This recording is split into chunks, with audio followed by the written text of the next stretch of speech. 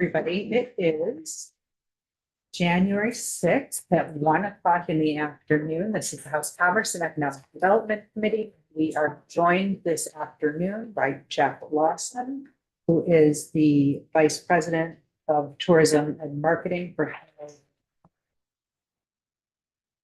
And he's going to talk to us about the task force to look at a convention center for the state. Hey, everyone.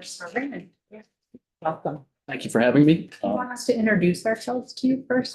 You're talking. In the interest of time, that's okay. I can figure it out online afterward. All right. Yeah. Yes, I am Jeff Lawson. I'm the Vice President of Tourism at the Lake Champlain Chamber. And in that capacity, I run the Hello Burlington Destination Marketing Initiative. Just for context, Hello Burlington is actually a regional initiative. We're not specific to the city of Burlington. So when I use that term, you can think of it as Greater Burlington. Technically speaking, we tend to define that as Chittenden County. It does ooze a little bit into Grand Isle and some other regions like that. Specifically, the reason we call it that is because that's what our market sees when they come visit. They consider Shelburne to be Burlington and Colchester to be Burlington and even South Hero to be Burlington. So we're flexible. We talk to the market. Specific to our work, we do promote the region as a great place to live, work, and play. That involves leisure travel, business travel, developing citywide events, as well as promoting the place as a great place to live and work. Specific to the convention center conversation, there's kind of two avenues that we've been pursuing here. I am co-chair along with Grimley of the state's economic development department of the state task force on convention center and performing arts venues. As well, on the Hello Burlington side, we've worked with a firm called Hunden Partners out of Chicago to do a preliminary market feasibility study on a convention center in the greater Burlington area.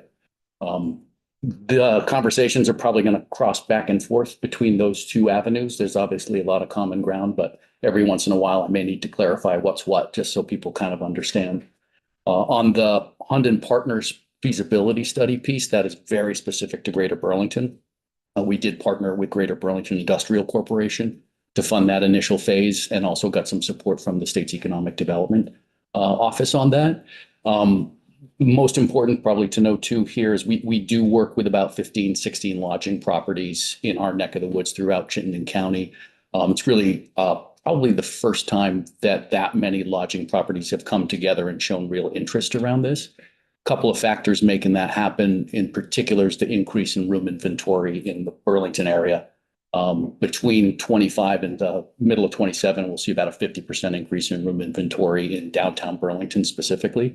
That doesn't include new properties coming in Winooski, about 120 rooms with the Sugar House, Town Place Suites in spring of 2025 in Williston, and some other properties that are in development. This is not the first time Burlington has considered a convention center. Once we got digging on it, we found this is actually the third time since 1994 that the region has actually taken a good look at whether they're ready to sustain something like this or not. I throw that out because a lot of people have mentioned to us that this seems like a pipe dream, and that's something we pulled out of thin air. And in fact, now it's a very reasonable time for us to be considering an opportunity like this. Once downtown in particular has cracked that 1,000 hotel room threshold, infrastructure of this size becomes much more viable and much more feasible. For us as a region, we're already, like a lot of Vermont, a very, very strong weekend destination. We've had a tough year in 2025. I won't go into the details on that, but overall, if you look over the last 5, 10, 20 years, weekends take care of themselves in Chittenden County, as they often do throughout the rest of the state. It's that Sunday night to Thursday night business that's a real opportunity for us. There's definitely shoulder seasons for us. We're more summer oriented than the rest of the state, which tends to lean more toward winter. But we definitely see the middle of the week business travel as a big opportunity. So for us as the DMO of the region, destination marketing organization of the region, the chance to be not just a strong leisure destination, but a strong business travel destination at the same time is a particularly potent combination. What we have seen in relation to specifically to downtown Burlington, the consultants have come back and said, for the region, there's absolutely an opportunity here. They go through with their methodology and they take a look at our region. How far are we? What's our airlift through BTV, Leahy BTV? They talk with scads of meeting planners based everywhere from Boston to Washington and upstate New York to figure out what the market demand might be. ask them very basic questions about if Burlington had something like this, would you consider Burlington as a destination? The number they come up with over the last 10 years is about 60 million in business lost. That's all kind of hard to measure because you don't know how many people would have submitted a request for proposal to Burlington if they knew that we had infrastructure that could hold a larger conference. But it is a big number for us for sure, and one that we felt merited further exploration for sure. We're not really site specific yet. This first phase of the Hunt Partner study was really aimed at figuring out if we built something, would they come? Not even so much what would we build specifically, though they did give us some glimpses of what they might suggest in further phases. And not also not a site selection process. They didn't dial in and say, hey, you should be right here. This is the spot for you. I will say there's some very, very obvious candidates in terms of commercial lots and buildings. And I can answer specific questions on that if you have them. But we felt strongly enough, and our consulting partners felt strongly enough with the conclusion of phase one that we're embarking on phase two probably in the next few months and are passing the hat to figure out where we can get some more additional funding to move that one forward. That phase two is really a deeper financial modeling look where they'll take a 10 to 15 year span, say, okay, here's a rough end of what it might cost to build something like this. And something like this will be more set in stone. If it's a 250 room property, a 300 room property, X amount of square foot for exhibition, for ballroom, general assembly, X number of breakout rooms kind of thing. Ballpark on what that would cost, 10 to 15 year look at, okay, what are the financial implications here? How much business could you feasibly bring in? What would the tax revenue implications be thereof? What would the employment implications be thereof? So a lot more hard data to come back in phase number two. On the task force side, we basically started that process with the idea of large convening infrastructure, regardless of what that convening was for, whether it was for a convention, a business meeting, a gathering for a public performing arts type of venue, even dabbled with ideas about, okay, what about an arena or a soccer stadium? We just won a national championship. What are the things we share there? What quickly became apparent with that task force is those do share one thing, and that's a funding mechanism. They don't share a lot of characteristics after that. Convention center is very much business travel. People want to get in, they want to get out. Now, I think Greater Burlington has a lot to offer travelers who might stay for the weekend if they're there on a Thursday night. Put that off to the side. Typically, it's a hit and run transaction. If anyone's been to a conference, you kind of want to get to that thing as fast as you can and get out of there as fast as you can. Don't linger. Performing Arts Center is much more leisure travel oriented. People are much more apt to go on an adventure. They're not in a big hurry. They're happy to drive to the Northeast Kingdom if Noah Kahan's playing up there and spend a couple nights. It's a much more flexible model. Back to the funding mechanism, however, what we really concluded is that's really the common ground for large infrastructure like that. Further, without the county governance that our counterparts in other states have, it gets very, very tricky for any one municipality to basically embark on an endeavor of that scale. Even Burlington, as our biggest city, doesn't have the population base. It doesn't have the financial clout to tackle a convention center of the scale that we're talking about. Without county governance, we would need to have the state get involved in some way, shape, manner, or form. And the same would go for a larger scale performing arts venue, an arena of any scale, a stadium of any scale. All of our counterparts, and I'll point to a couple quick, easy examples. Explore Asheville in North Carolina. That's not Asheville. That's Buncombe County, North Carolina. What's the other Destination Madison in Wisconsin? That's not Madison. That's Dane County, the entire county. So they can bond infrastructure at a countywide level that enables them the much deeper budgets, bigger budgets that we have, not just for marketing, but also for the development of infrastructure like convention centers.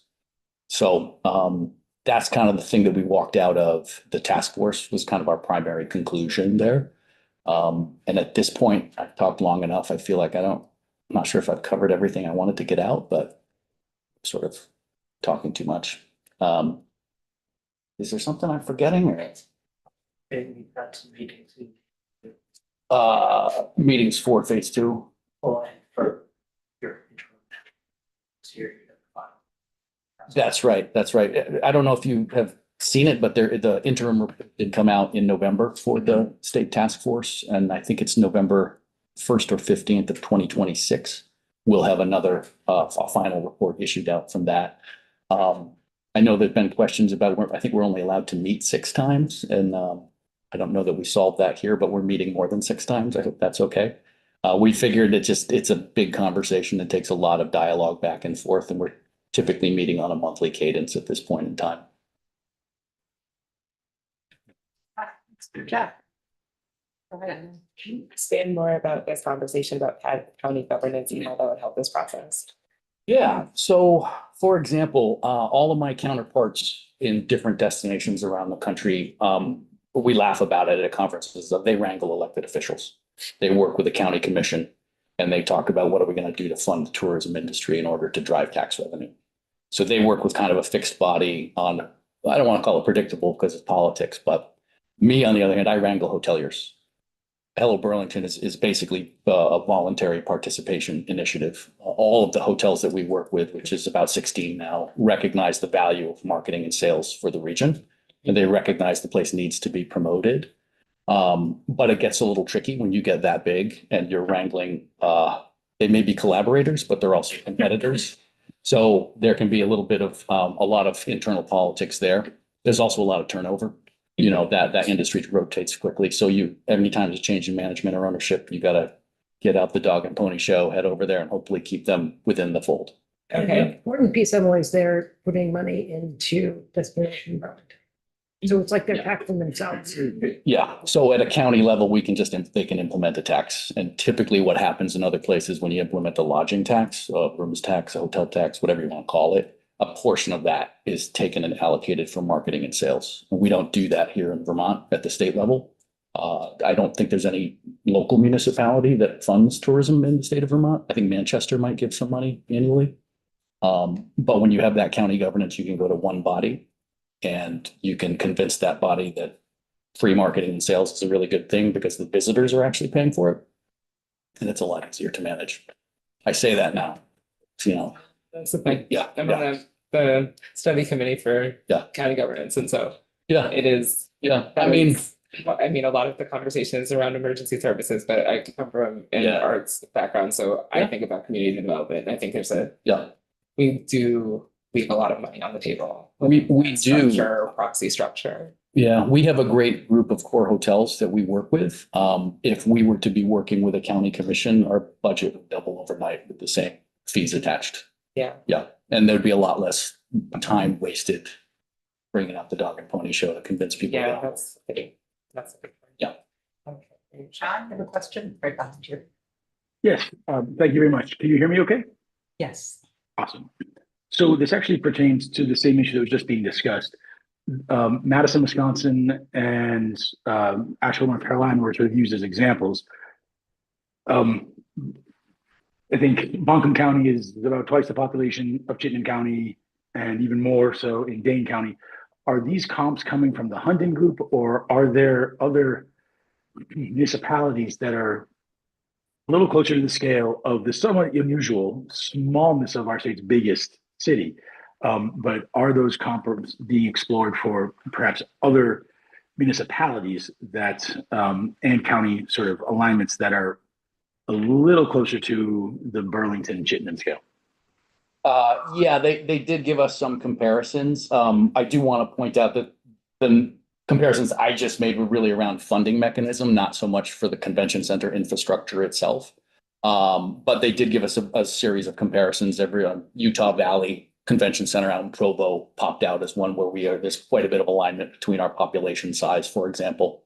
A little bit less so around the number of hotel rooms, but they did try to give us some comparisons there that rolled out those parameters that would need to be in place from transportation and airlift, hotel room inventory, population size, tax base kind of thing. And in that example, in Utah Valley, was there a similar county governance? I'm sort of wondering if we're able to also consider examples where in a tax structure that does not exist in the state right now is adequate for the purposes of the comparable municipality. I'd have to dig in a little bit to give you that intel on the Utah Valley Convention Center specifically. But I'd be really surprised if there isn't county governance involved somewhat in their funding mechanism. That's really the norm and the standard that we've seen across North America. Should I turn all the way around? You don't have to. Okay. You can be seated Oh, right sorry, here. sorry, okay. John just had a large addition to his family, and so he's joining us remotely. Gotcha. While they grow a little. Other questions? Before too, I should point out, we're happy to share the Hunden market feasibility study with the committee, if that would be helpful, and just Is let that what people. was presented at the Hello Bird? Yes, yeah. It's a great, I think we should absolutely. I'm happy to, we consider it kind of public information at this point in time. So I just wanted to bring the to your attention. I mean, we do have quasi county government, the RDCs. Yeah. And the RPCs. Is there any ideas, any thoughts about working with them to come up with a way to fund this, to sponsor this, to, Mhm. why not use resources we already have? Is there something we can do as lawmakers that can help cement that partnership? That's a good question. I mean, to be perfectly honest with you, I'm a marketing guy, and like getting into funding mechanisms is definitely probably not going to be above my pay grade much longer, but it's definitely not my native habitat. I think we could certainly, and then Charlie Baker, for example, has been on our task force and has participated in that actively. In terms of a funding mechanism, they might give suggestions, but it wouldn't be like a fast track lever that they could somehow pull unless they can tax at a county level and implement that tax quickly, if that makes sense. But it certainly is worthwhile to involve them in any planning process around that. So, very interesting stuff. So, we don't have county government. Well, we do, but it's not really well suited for this kind of thing. We do have, I think, we have some types of special districts. The only one I'm thinking of is our solid waste district, where, I remember being part of that and decided we needed a district. Because county level couldn't support that, created our own special use district. Not that the solid waste district would do for this, but I'm wondering if that kind of idea has been explored, and whether there's any merit to it. Hasn't really been explored in depth just yet, but I think at this point in time, the approach we're taking is there aren't many ideas that don't have merit. Yeah, the way we're that's a good configured, point. we're going to have to be agile, and we're going to have to be creative to how we figure this out. We have started looking into what private public partnerships are out there. They do seem to be fairly uncommon, but I think there are a couple out there.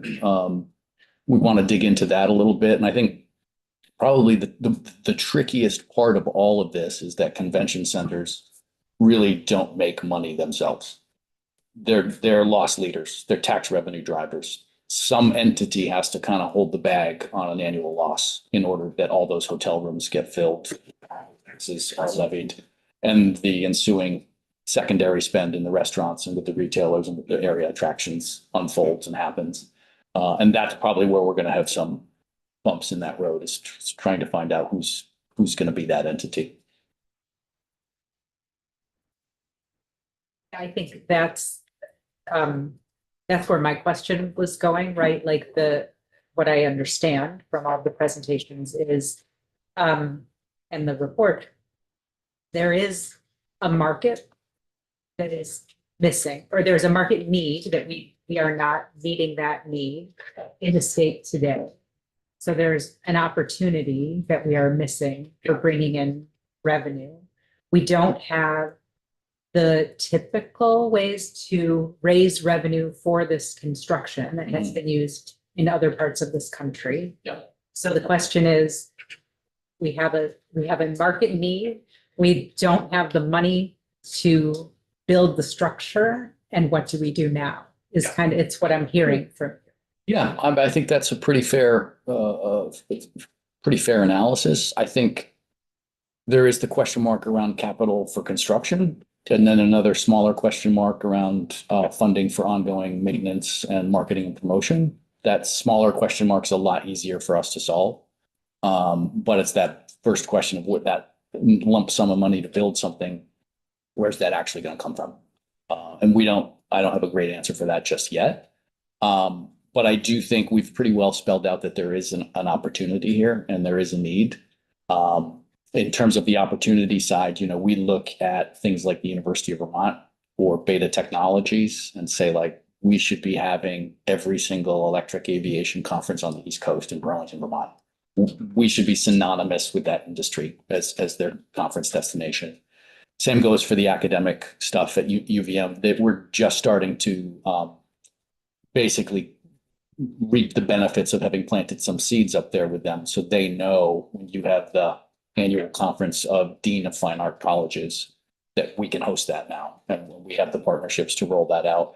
We are starting to bump into scale and size, and that's where the convention center piece comes in. And in fact, it is probably important to point out a lot of this whole conversation started around the Vermont Captive Insurance Association, where their annual meeting is held at one of our partner properties in South Burlington. And it's probably the biggest business meeting in the state. I think it's 1,200 attendees for 3 days. And despite being at the largest venue in the state, it's just been bursting at the seams. And so they actually reached out through economic development to say, well, can we start a process here? At the same time, some of our private hoteliers said, we're just about ready to cross the 1,000 hotel room threshold. Let's talk about a convention center. So, yeah, I mean, I think the opportunities on the other side of this gap, and it's the how do we get across the gap is really the question. And can you just back up a little bit more and talk about why the Burlington area in Vermont? Yeah, that's a really, really important question. I think at the end of the day, and I should say before I say anything more, the task force the state task force came to that conclusion after looking over the factors, talking to experts in the field and meeting planners. What are you really looking for? And airlift and hotel density come in as maybe not the top two, probably price is the top one. But you got to have access. People have to be able to get there easily and get out of there easily, and you have to have enough hotel rooms. Walkability was in the top 4 as well. Yeah, and the walkability factor is something that makes downtown Burlington uniquely positioned to benefit here. The consulting firm, not the task force stuff, but the Hunden Partners firm, made it very clear saying, a lot of towns that approach us for this kind of work don't have your leisure demand.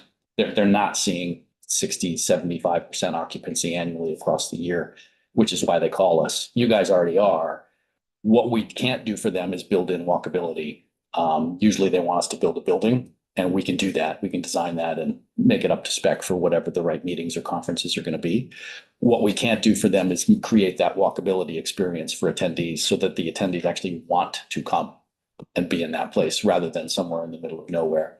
And they said, in downtown Burlington, you've got the airlift, you've got the hotel room density, you've got the lake right there, and then you've got the Church Street Marketplace all within walking distance. And those last two factors are the things that we cannot help destinations with. The fact that you have that already means you're like 30, 40, 50 years in front of some of your competitors who are starting to build out walkable downtowns today. So. Any more questions? I have one question. Is there any economic basis to think that there could be tiers? I mean, we're talking about the critical mass that exists already in Greater Burlington. For example, what about the Rutland-Killington area with the new village they're building? And there's a very active airport committee now looking at starting to kick some rocks there. Yeah. Meet some increased demand. Clearly you're not going to draw in the same large group, but you are going to have that winter emphasis, and there's some other advantages. Yeah, I mean, I have to think the folks that are developing Killington at this point in time, I don't know much about that project, but if they're putting in hotels, they're thinking about meeting space.